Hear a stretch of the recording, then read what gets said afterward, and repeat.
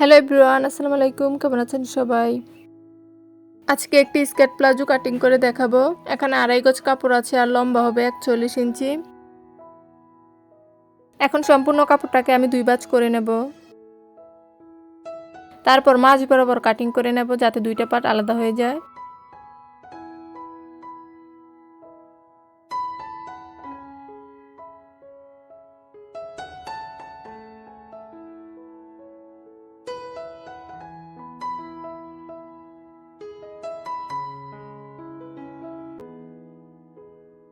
এখন আমরা এই 2 ভাঁজে পায়জামাটা কাটিং করব। প্রথমে আমরা কোমরের মাপটা নেব, লম্বার মাপটা আমরা পরে নেব।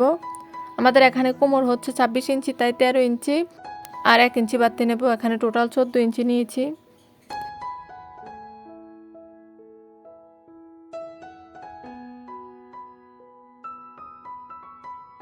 এখানে সোজাসুজিভাবে নেব না, এখানে কোনাকুনিভাবে নেব। এদিকটা আবার 14 ইঞ্চিতে একটি দাগ দেব।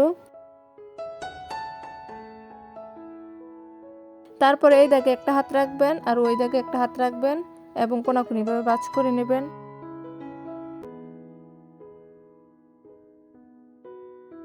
কোনাকুনিভাবে কাটিং করে নেবেন।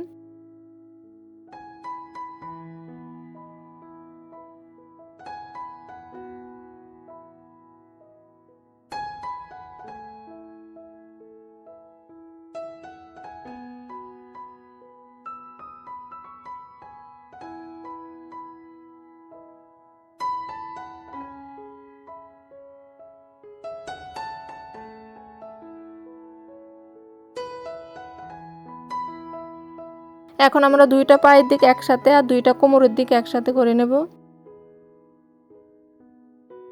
এদিকটি হচ্ছে কোমরের,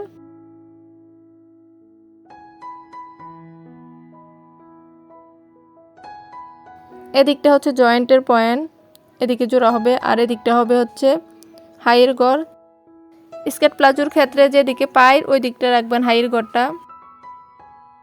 এখন আমি উপরে সেলাই করার জন্য রাবারের গড় অথবা পিতার গড় সেলাই করার জন্য 2 ইঞ্চিতে একটি দাগ দিয়ে দিলাম।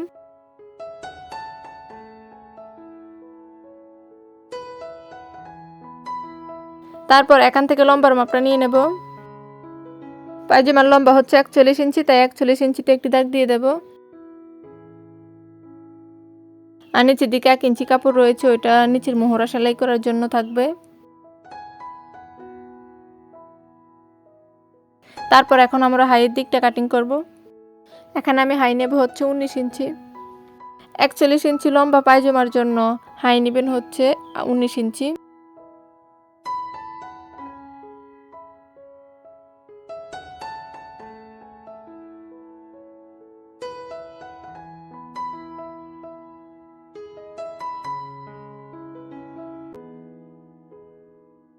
তারপর এখন দাগ অনুসারে কাটিং করে নেব। আশা করি খুবই সহজভাবে বুঝতে পেরেছেন। ভিডিওটি ভালো লাগলে প্লিজ একটি লাইক দিবেন এবং চ্যানেলটি সাবস্ক্রাইব করে দিবেন।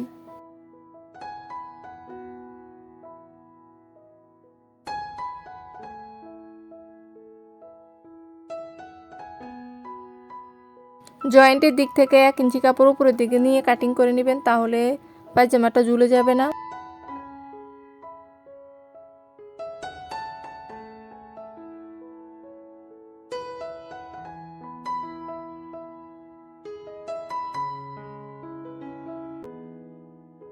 এরকম আরো সুন্দর সুন্দর ভিডিও পেতে চ্যানেলটি সাবস্ক্রাইব করে সঙ্গেই থাকবেন। আল্লাহ হাফেজ।